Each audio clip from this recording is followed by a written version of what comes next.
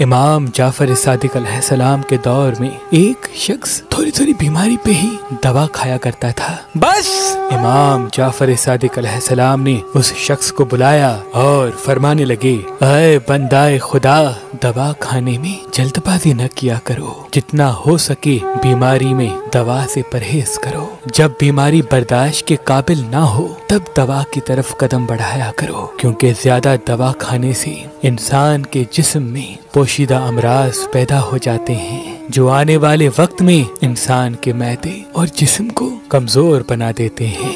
याद रखना, अल्लाह ने इंसान के जिस्म की बीमारी का इलाज इंसान के जिस्म में ही रखा है। तो वो कहने लगा, ऐ नवासा रसूल, कोई ऐसा इलाज बताएं जिससे दवाओं से मेरी जान छूट जाए। बात जब यहाँ तक पहुँची तो इमाम जाफर सादिक अलैहिस्सलाम ने फरमाया, ऐ बंदाए खुदा, दो बातों पे अमल किया